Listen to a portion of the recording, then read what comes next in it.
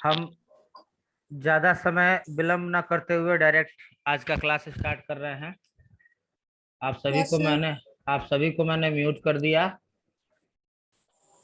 Okay, और अब मैं स्टार्ट करता हूं अब आज का क्लास।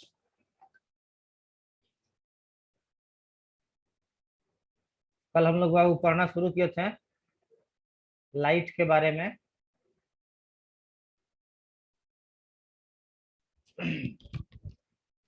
कल हम लोगों ने बेटा, एक मिनट, रिकॉर्डिंग रिकॉर्डिंग हो रही है कि नहीं? रानी खातून का हैंड रेज है, बोलिए बाबू क्या बात है? रानी खातून, क्या बात है बेटा? हैंड रेज की हो?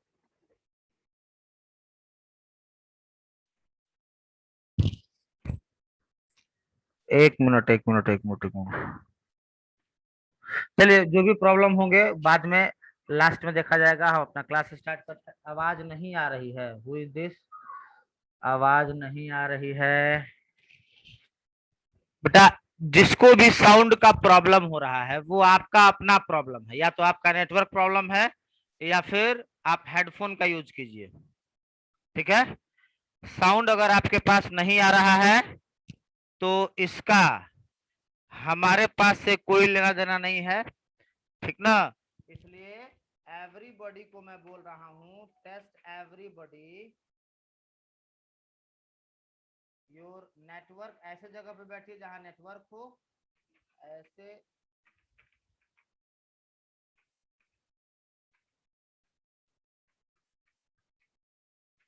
या फिर आप हेडफोन का यूज कीजिए।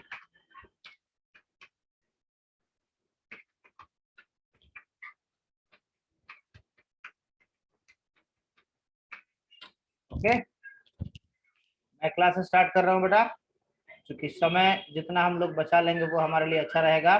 चलिए, हम लोगों ने कल स्टार्ट किया था पढ़ना ऑप्टिक्स।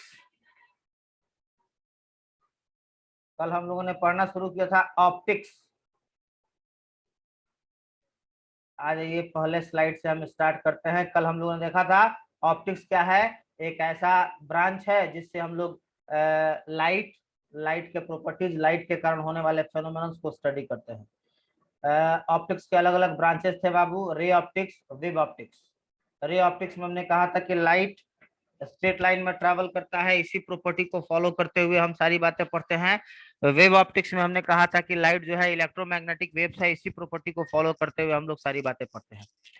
फिर आगे हमने लाइट का डेफिनेशन दिया था कि लाइट एनर्जी का एक फॉर्म है जो स्वयं तो इनविजिबल है लेकिन दूसरे सब्सटेंसेस को विजिबल बनाता है। मतलब लाइट को हम लोग तो नहीं देख सकते हैं, लेकिन लाइट के कारण दूसरे सब्सटेंसेस जो हैं वो देखे जा सकते हैं। ओके, उसके बाद ये सारे आपको दिखाई दे रहे हैं बाबू, रे, बीम, पैरेलल। तीन तरह के बीम थे, parallel beam, converging beam, diverging beam. उसके बाद पदार्थ ऑब्जेक्ट्स को भी तीन तरीके में बांटा था हमने, ट्रांसपेरेंट, पारदर्शी, ओपेक, अपारदर्शी। इसका डिटेल डिस्कशन हम लोगों ने नेक्स्ट प्रीवियस क्लास में किया था। आज हम लोग बात कर रहे हैं बाबू, हमारा जो पहला टॉपिक है आज का वो है नेचर ऑफ लाइट। वो क्या है? Nature of light. इसको मैं जरा साइड कर दूं। हाँ, नेचर ऑफ लाइट की मैं बात करता हूं। तो नेचर ऑफ लाइट को समझने के लिए बाबू आपको दिखाई दे रहा होगा कि यहाँ पर दो थियरी दिया गया है। एक पार्टिकल थियरी, कणिका सिद्धांत, और दूसरा वेव थियरी, तरंग सिद्धांत। इसके बारे में, इन दोनों थियरी को हम लोगों को डिटेल में पढ़ना है आगे के चैप्टर में, लेकिन यहाँ पर मैं थोड़ा सा आपको समझाने का प्रयास करता हूँ। कणिका, पहले पार्टिकल थियरी को मैंने समझाने का प्रयास किया। ये देखिए, ये मान लेते हैं कि आपका कोई सोर्स ऑफ लाइट हो गया, ठीक है? सोर्स ऑफ लाइट जो हो गया, अब इससे लाइट कैसे निकलता है? लाइट के बारे में बताया गया कि लाइट इससे कैसे निकलेगा बाबू, तो यहां समझना है। ये देखिएगा, एक पार्टिकल, ये दूसरा, एक मिनट बाबू, ये एक पार्टिकल, दूसरा पार्टिकल, फिर तीसरा पार्टिकल, चौथा पार्टिकल, पांचवा पार्टिकल, छठा पार्टिकल, सातवां पार्टिकल, ऐसे बहुत सारे छोटे छोटे छोटे छोटे दिखाई दे रहे बाबू। ये बहुत सारे छोटे छोटे इनविजिबल पार्टिकल इससे निकल रहे हैं, बहुत सारे छोटे छोटे इनविजिबल पार्टिकल्स, एकदम छोटा छोटा आपको दिखाई दे रहा होगा कि ये हो गया हमारा सोर्स ऑफ लाइट। ठीक है, अब इस सोर्स ऑफ लाइट से बहुत सारे छोटे छोटे पार्टिकल्स आपको दिखाई देते हैं। मतलब कणिका सिद्धांत में कहा गया कि लाइट का कोई भी सोर्स है, लाइट का कोई भी सोर्स है, उससे लाइट कैसे निकलता है, तो एनर्जी के छोटे छोटे पार्टिकल्स निकलते हैं। ये एनर्जी का एक छोटा सा पार्टिकल हो गया, है ना। ऐसे एनर्जी के और भी बहुत सारे, ये एनर्जी का एक छोटा सा पार्टिकल निकला है। ठीक है, और ये जो निकला ना, ये इधर चला जाएगा स्ट्रेट लाइन में। इस तरीके से हर एक डायरेक्शन में, हर एक जगह से लाइट का कोई भी सोर्स है, वो लाइट का सोर्स, एक मिनट में फिर से इस चीज को क्लियर कर दूं मैं आपके सामने, यहाँ आ जाते हैं। ये हो गया हमारा लाइट का कोई भी सोर्स।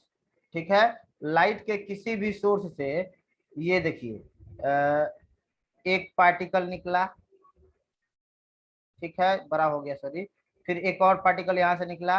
ये आपको समझ में आया, इसके लिए मैं थोड़ा सा बड़ा बड़ा बना दिखा रहा हूँ, और माउस का पेंटिंग है। ये देखिए हर एक पॉसिबल डायरेक्शन में हमने दिखा दिया छोटे छोटे पार्टिकल्स। मतलब ये जो लाइट का सोर्स है ना, इससे इतने सारे पार्टिकल्स निकले हुए हैं, इतने सारे कण निकले हुए हैं। और ये जो पार्टिकल्स हैं बाबू, वे पार्टिकल्स हर पॉसिबल डायरेक्शन में, ये पार्टिकल्स हर पॉसिबल डायरेक्शन में, ये ऐसे स्ट्रेट लाइन में चला गया, ये ऐसे स्ट्रेट लाइन में चला गया, है ना, ये ऐसे स्ट्रेट लाइन में चला गया।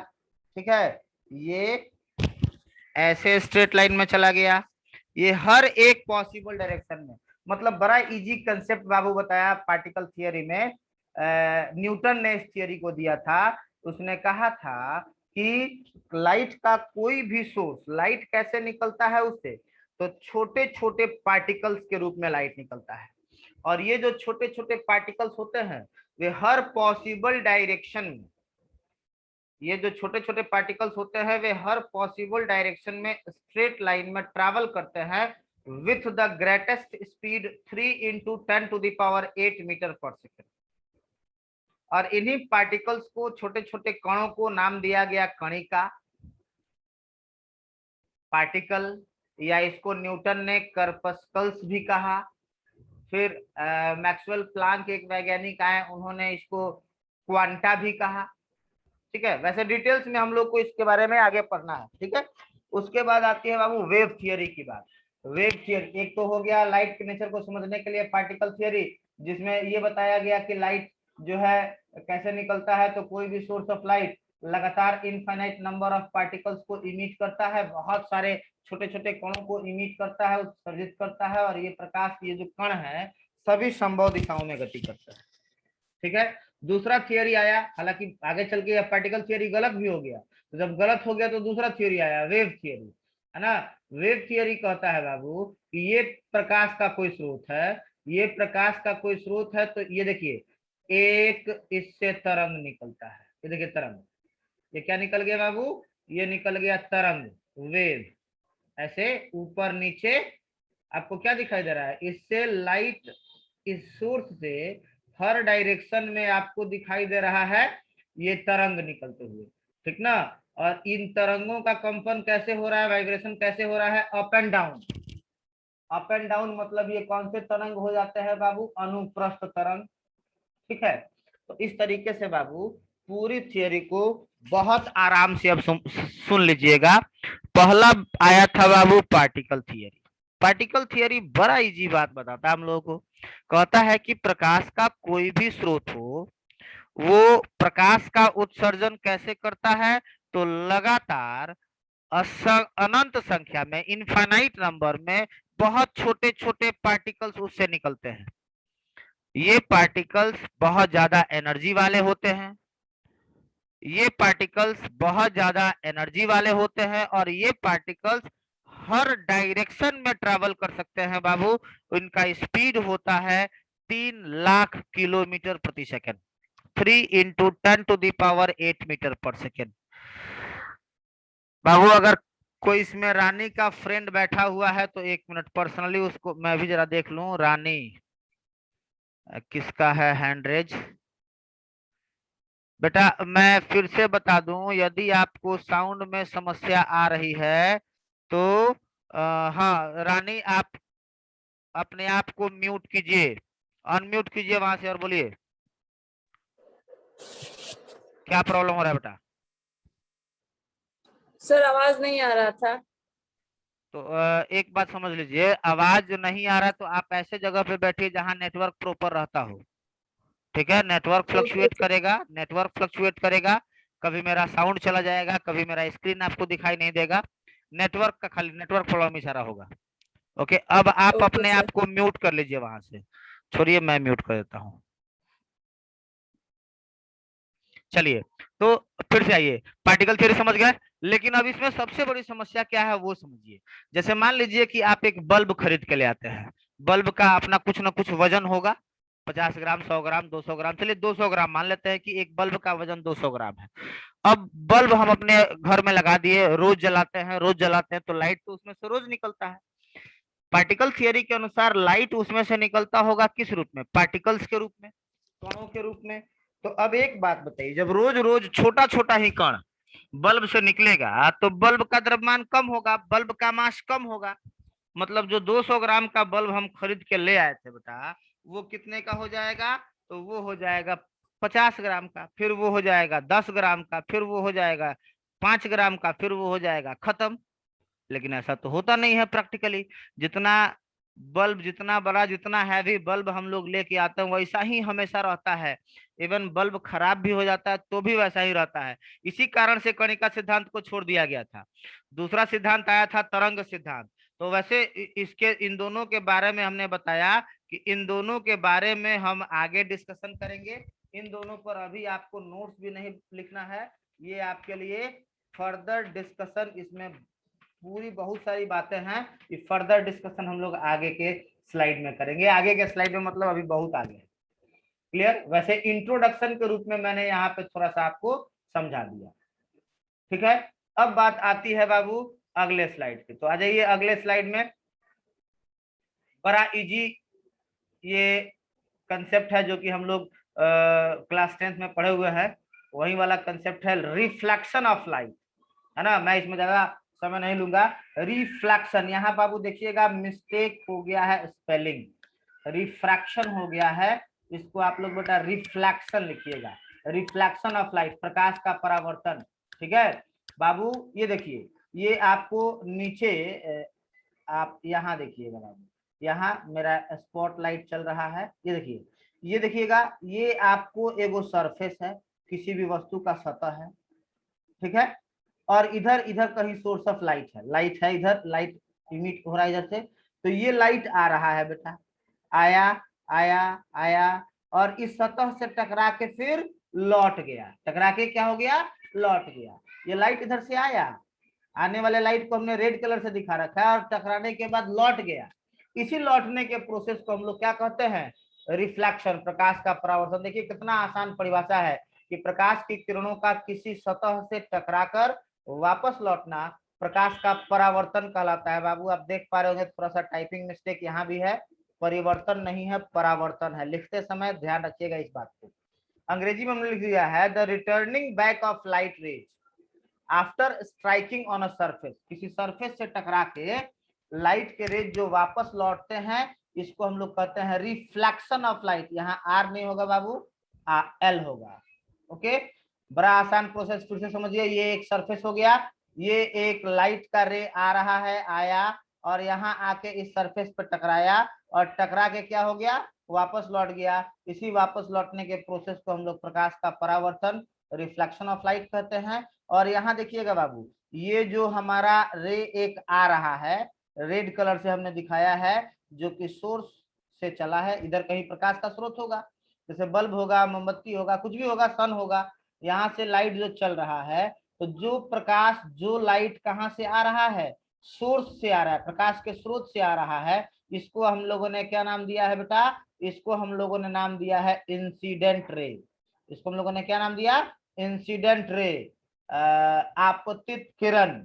ठीक है, और यहाँ आके टकराया, टकराने के बाद यह रे जो वापस जा रहा है, इस वापस लौटने वाले रे को हम लोगों ने नाम दिया है बाबू रिफ्लेक्टेड रे, परावर्तित किरण। बाबू ये जिस पॉइंट पर आकर टकराता है, इस पॉइंट को हम लोग नाम देते हैं point of incidence, point of incidence, आपतन बिंदु। तो ये हो गया आपतित किरण, इंसिडेंट रे, जो कि प्रकाश के सोर्स से आ रहा है। ये हो गया हमारा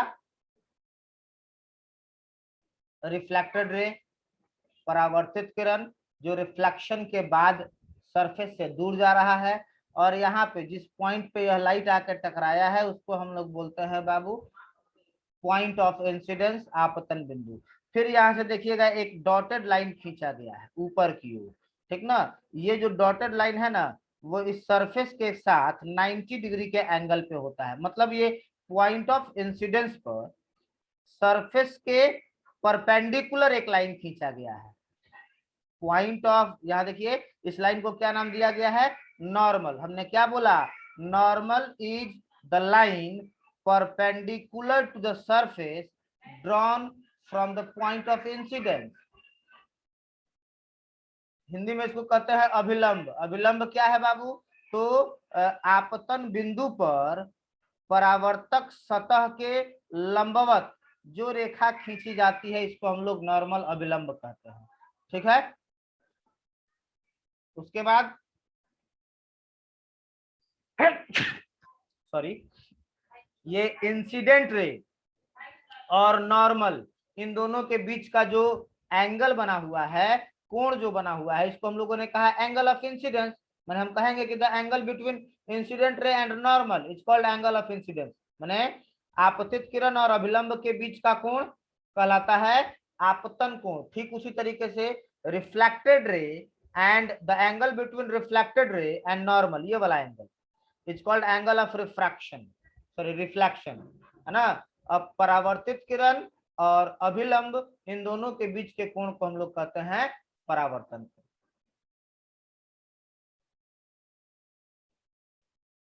ये अब हम आते हैं बेटा अपने अगले स्लाइड पे। ये भी बड़ा इजी बात है, आप क्लास 10th में भी पढ़े हुए हैं। एक होता है incident ray, normal on point of incidence, incident ray, reflected ray and normal on point of incidence, all lie in the same plane. माने आपतित किरण, परावर्तित, ये हो गया आपका आपतित किरण, फिर हो गया ये परावर्तित किरण, और फिर हो गया आपतन बिंदु पर खींचा गया अभिलंब, ठीक है।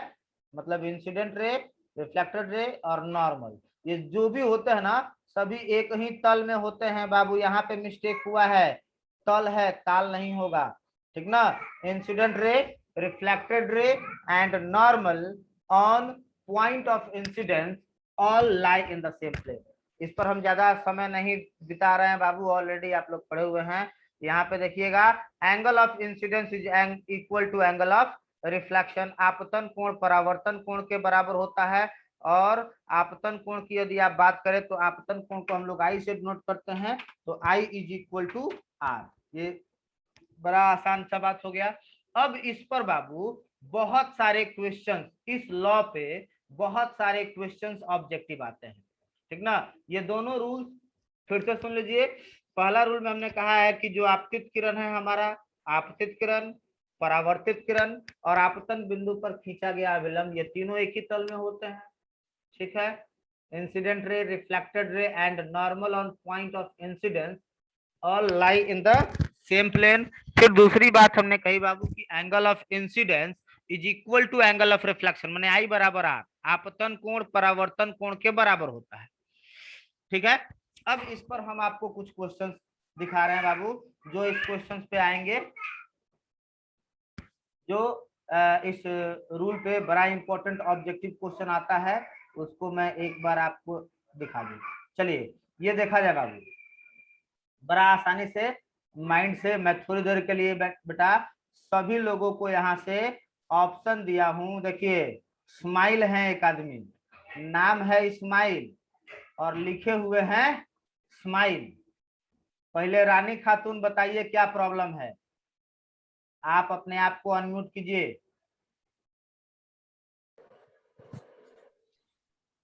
बोलिए क्या प्रॉब्लम है बाबू?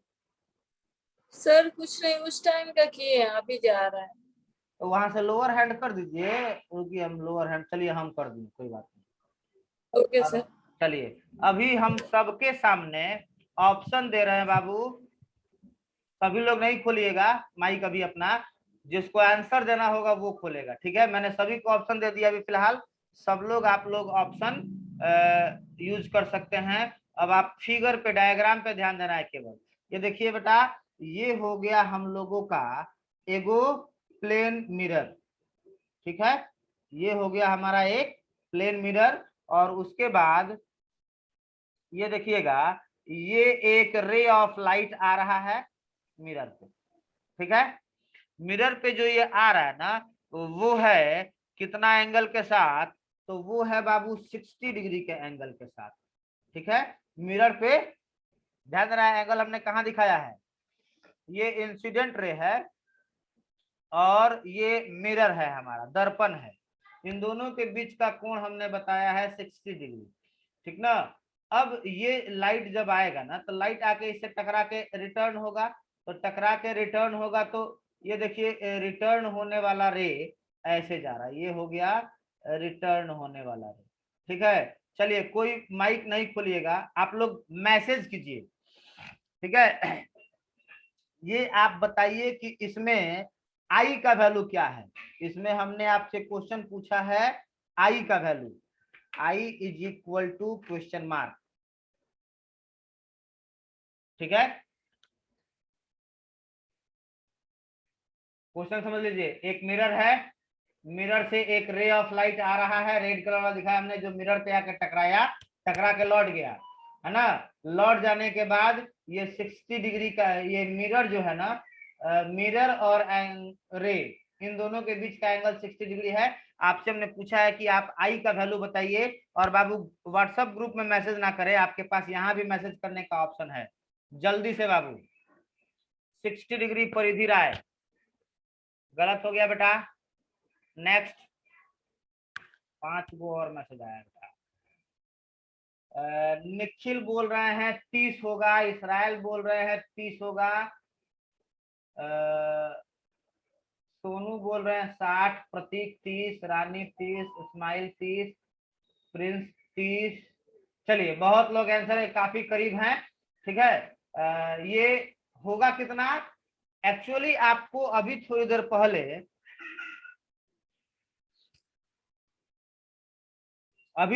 पहले, बाबू हमने बताया था कि एंगल ऑफ इंसिडेंस कहाँ होता है। ये बताने के लिए हम लोगों को पहले नॉर्मल खींचना पड़ेगा। ये देखिए, ये हो गया हम लोग का नॉर्मल। नॉर्मल का मतलब हुआ कि ये वाला एंगल हमारा जो है, नॉर्मल का मतलब कि ये वाला एंगल जो है हमारा, ये वाला एंगल, ये 90 डिग्री। नॉर्मल का मतलब ये वाला एंगल 90 डिग्री, और इस 90 डिग्री में से ये वाला एंगल आपको दिया गया है 60 डिग्री, ये वाला एंगल 60 डिग्री। तो अब बाकी कितना एंगल बचेगा? ये जो बाकी जो एंगल बचेगा वो कितना बचेगा बाबू? तो बाकी जो एंगल बचेगा वो बचेगा, देखिए, ए बचेगा 30 डिग्री। क्या समझ में आई? अब आप लोग अगर कोई प्रॉब्लम है तो फटाक फटाक टेक्स्ट में मैसेज कीजिए, समझ में आया या फिर कोई प्रॉब्लम है बेटा? कितना आया एंगल ऑफ इंसिडेंस? 30 डिग्री। इस 30 डिग्री को समझने में फैसल अंसारी, बेटा मैसेज कर दो, जो भी प्रॉब्लम है उसमें टेक्स्ट मैसेज करने का ऑप्शन आया।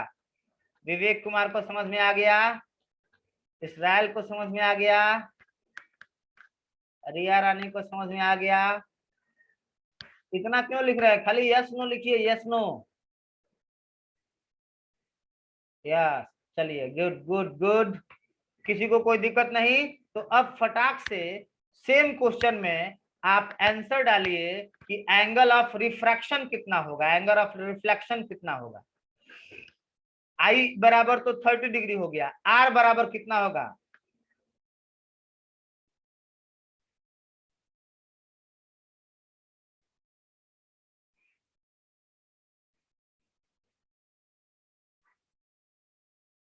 चलिए सभी लोग 30 डिग्री, बहुत अच्छी बात है।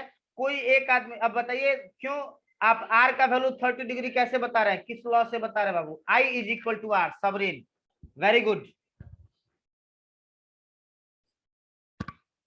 Very good, very good. तो इस तरह के क्वेश्चंस आपसे पूछे जा सकते हैं। चलिए अब हम अगले सवाल की तरफ बढ़ते हैं। अच्छा, बीच में एक आदमी ने मैसेज किया था कि साउंड नहीं आ रहा है। बेटा मैं बता दूं, साउंड जिसको भी नहीं आ रहा है, साउंड नहीं आने का कारण है नेटवर्क की नेटवर्क फ्लेक्सिबल होना। नेटवर्क स्टेबल कीजिए। जैसे अभी बीच में थोड़ी देर के लिए मेरा भी नेटवर्क अनस्टेबल हो गया था, है ना? तो केवल नेटवर्क आप लोग सही रखिए, साउंड बहुत अच्छा आएगा। ठीक है, अब चलिए थोड़ा सा फैसल अंसारी, ड्राइंग मत करो बाबू। चलिए यहाँ आते हैं बेटा, अगले बार में अगला क्वेश्चन आपके सामने समझना अच्छे से।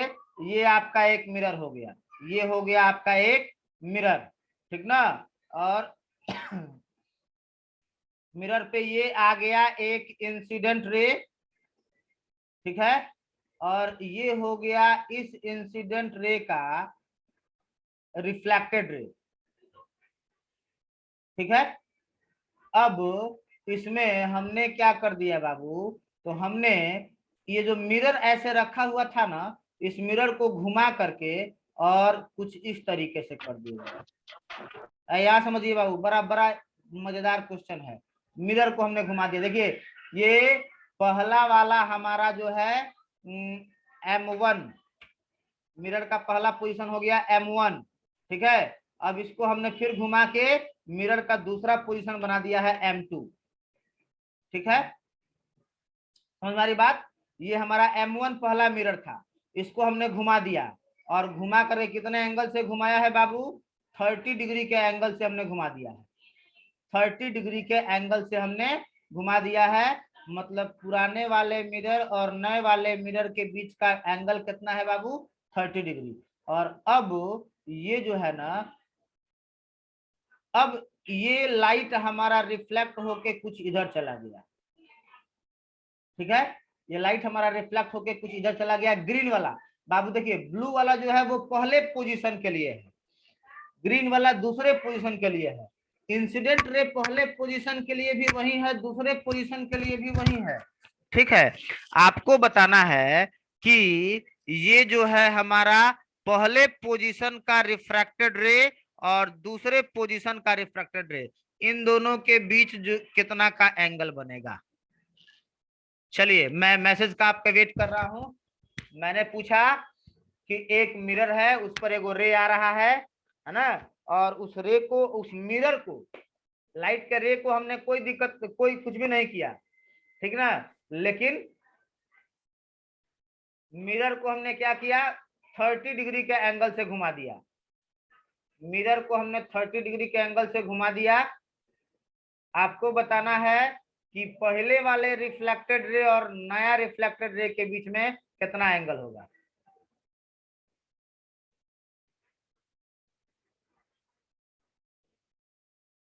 प्रतीक बोल रहे हैं 60 डिग्री, अनिका पटेल 60 डिग्री,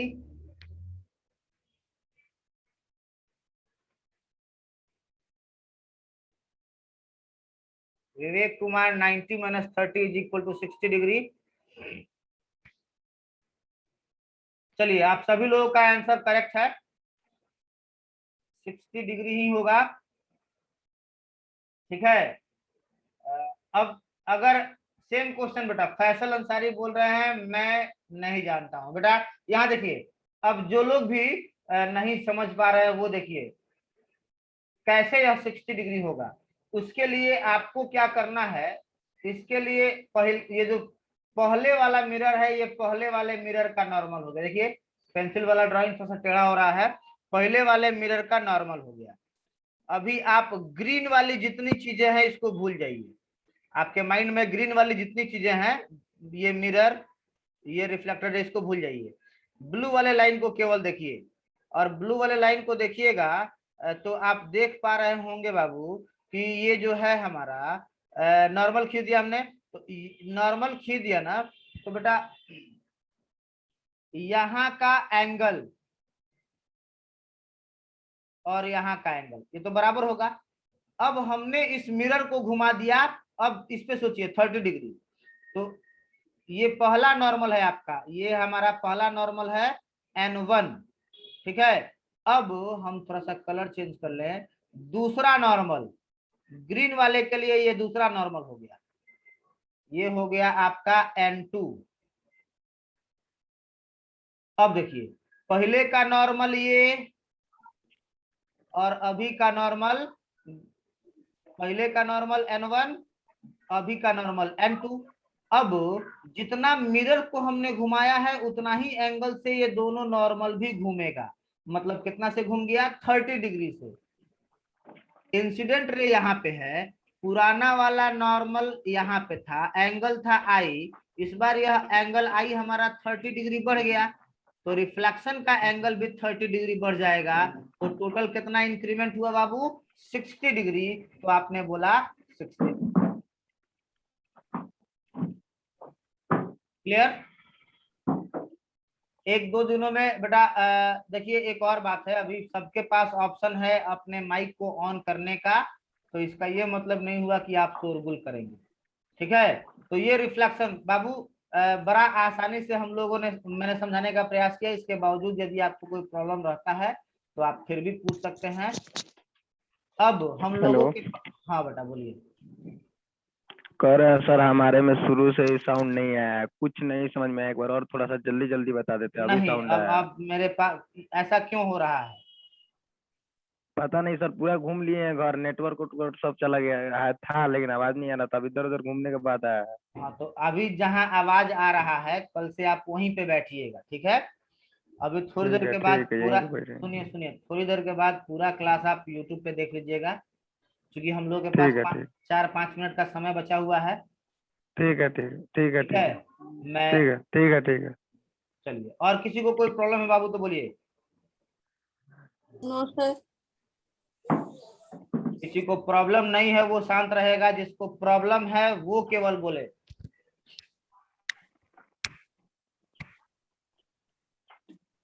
चलिए, प्रॉब्लम नहीं है, बहुत अच्छी बात है। मैं 3 मैसेज यूट्यूब पे जाके देख लेना, वेरी गुड वेरी गुड बेटा, थोड़ी देर के बाद यूट्यूब पे आ जाएगा, है ना। सेम मैं कुछ कोई वीडियो अगर नहीं बनाता हूँ, जो मैं पढ़ा रहा हूँ उसी की रिकॉर्डिंग मैं यूट्यूब पे डाल देता हूँ। ओके, तो हम लोग के पास समय 5 मिनट बचा हुआ है, 5 मिनट में अब आप देख लें कि अगले दिन, मतलब कल के क्लास में, कल क्लास चलेगा, संडे है तो संडे है तो छुट्टी मत मानिएगा, ठीक है, ऑनलाइन क्लास 7 दिन चलेगा बेटा। ये है हमारा अगला types of reflection, image, types of image, ठीक ना, और मिरर। तो हम ये 3-4 टॉपिक हम लोग कल कवर करने का प्रयास करेंगे, और मुझे लगता है कि 1-2 दिन में थोड़ा सा स्लो पढ़ाई किया, अब प्रॉब्लम नहीं होगी। देखिए बाबू, किसी के साउंड आ रहा है, सॉरी सर। जरूरत नहीं हो तो आप लोग अपने माइक को म्यूट करके रखें, ठीक है। और मैं जरा एक बार देख लूं, सभी लोग, चलिए वेरी गुड, 46 लोग हैं बेटा। एक और बात, टोटल 114 या 115 लोगों का एडमिशन है, के बाद भी क्लास में कुछ नॉन एडमिटेड बच्चे थे, मतलब क्लास में स्ट्रेंथ लगभग 150 का होना चाहिए, हम लोग अभी 1/3 पहुंचे हुए हैं। तो एक काम आप लोग करते रहिए, आपके जो भी दोस्त मित्र जिनको नहीं पता है क्लास के बारे में, आप उनको इन्फॉर्म करते रहिए कि जल्दी से जल्दी आप लोग ग्रुप में कनेक्ट हो, क्योंकि धीरे धीरे हम लोग स्पीड पर करना शुरू करेंगे पढ़ाई में। ऑनलाइन क्लास है, अभी पहला दूसरा क्लास। स्नेहा बोलिए, क्या बात है? आपकी आवाज क्लियर नहीं आ रही स्नेहा, नेटवर्क मोड में आप नहीं है। जो भी आपके दोस्त मित्र क्लास में नहीं है उनको इन्फॉर्म कीजिए, फोन कीजिए, ताकि वो लोग मुझसे कांटेक्ट करें, ग्रुप में आए और ग्रुप में आकर के क्लास उनका आगे बढ़ाया जा सके, ठीक है। समय हम लोग के पास 2-3 मिनट बचा हुआ है आज का, तो आज का क्लास हम यहीं पे ओवर करते हैं। ओके, फिर हम लोग मिलेंगे कल, संडे है उसके बावजूद कल क्लास चलेगा बेटा, है ना। कल हम लोग मिलेंगे। सर नोट्स कब कहाँ मिलेगा सर, नोट्स कैसे आएगा? आपके जब स्क्रीन पे आ रहा है तो उसमें सारा डेफिनेशन ऑलरेडी लिखा हुआ है, आपको नोट करना है। ठीक है। ठीक है, नोट्स आपको ठीक है, बनाते ठीक है। रहना, नोट्स आपको बनाते रहना है। ठीक है, फिर हम लोग मिलते हैं कल।